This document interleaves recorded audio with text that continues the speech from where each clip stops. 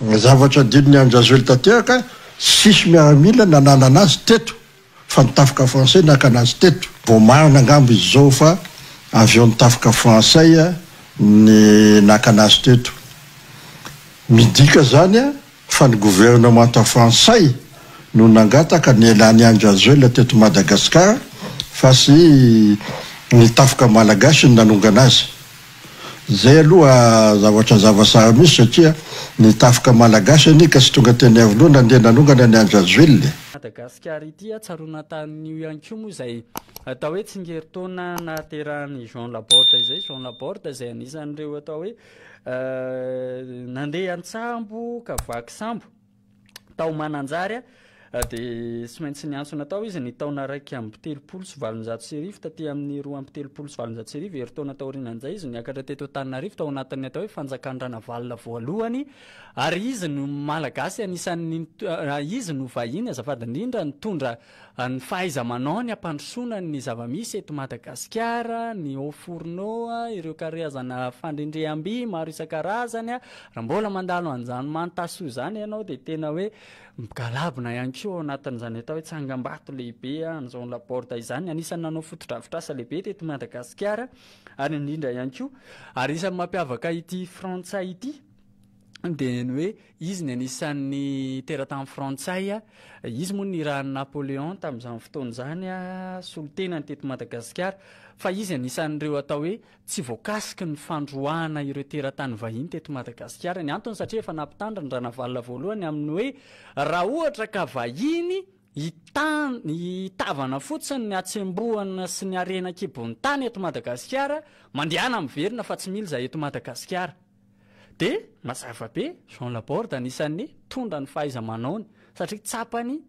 ny atao hoe lanjany zany atao hoe fanjakana malagasy zany, tsy teto kibony merina fa ny tany amin'ny faritra samihafa ihany koa dia nisitraka amin'izay avokoa aiza ny ahitantsika vahiny teratany vahiny sahala amin'ny Jean Laporte ary amin'izao fotoana izao. Fa ny olana ilay malagasy indray no mahalalay fonosana, ka io zany tokony ho averina any amin'izay fotom-pisainan'ny Ranavalona izay indray ny resaka eto hoe raha ohatra ka vahiny ifanampy amin'ny Madagasikara, vonona ifanampy ataoko raha hoe 50-50 ve hafahafa ihany zany. Fa raha ohatra ka amboto sy angalatra ny tany malagasy amin'ny efa-pahoriana ho an'ny vahoaka malagasy, asiako teny kely indrindra ho an'ireo orinasa izay tena hoe mafy sy mafaitra ho any mahazo ny mpiasa malagasy amin'izao fotoana izao fanaovana tsindry azo lena, dia fotoana izao tokony hanovana fijery ihany koa mba manana fahasarotam-piaro amin'ny tanindrazana. Zay mila averina nge, zay nge mampatonga andreo atao hoe révolution maro samihafa ty Afrika reo be dia be moa ny hoe taritin'ny miaramila ary nana Madagasikara zao anatin'izany maro ihany koa ny firenena mbola eo an-dalana ao anatin'izany mametraka ny mahazava-dehibe ny fireneny ao anatin'izay. Ilainy zany ary izany ny tena tadiavina eto amin'ity tany sy firenena ity. Le izy anie tsy irairain'ny vava fotsiny fitiava-tanindrazana io fa raha ny zavatra misy aloha amin'izao fotoana izao, marina fa hoe manameloka ny filoha teo aloha, zay indray le teny filoha teo aloha Andry Rajoelina sy ny mpiara-dalana manameloka hoe tsy rary ny zavatra misy eto. Zay nge ny voalazan'zareo hoe tsy rary noho ny zavatra misy teto amintsika eto, dia ndao porofotsika maharary ny azy araka ty oronam-peo fanadiadiana ity ndao alefatsika izay afatra réaction ANR. Analizenao ny tafika malagasy ny zavatra nataony sotra ao anatin'ny lalam-panorenasika dia voasoratra mazava tsara hoe ny fahazoana maneho kevitra malalaka ny ahony constitution nataony tafika hoe io ny constitution tia ny baiko azonay. Fa ho manahaka an'izay ny Andry Rajoelina izay lehibe ny tafika moa zany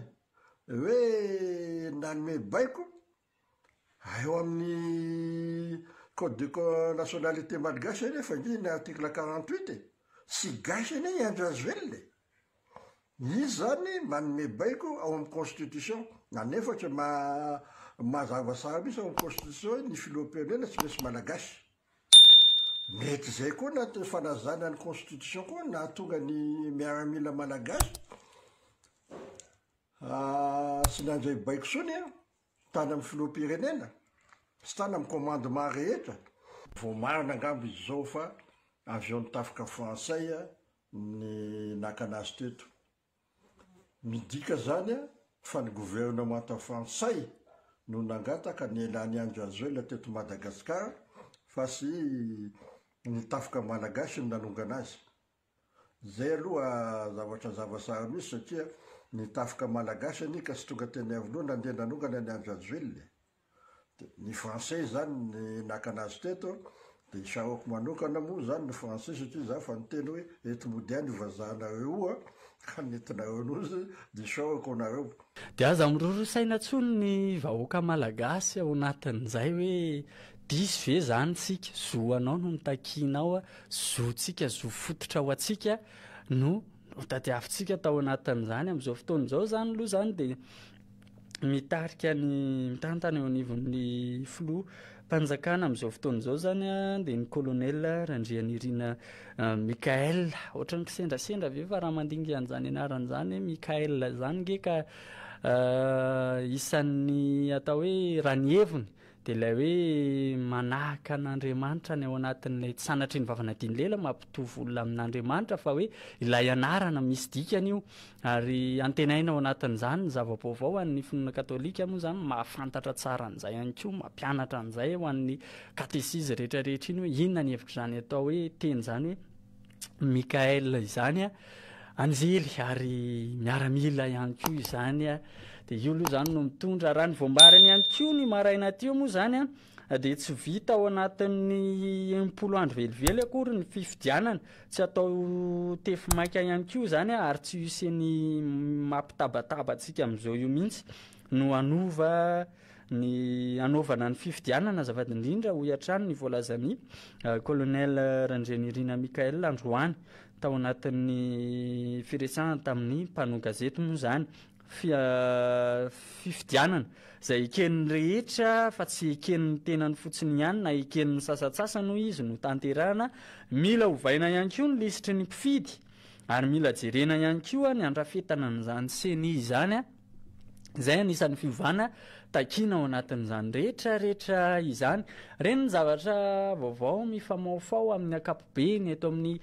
firenena raha mahitsika de tena hoe misy foana zany nitady ikorotana mahita tombontsoa anatin'izay fanakorontanana izay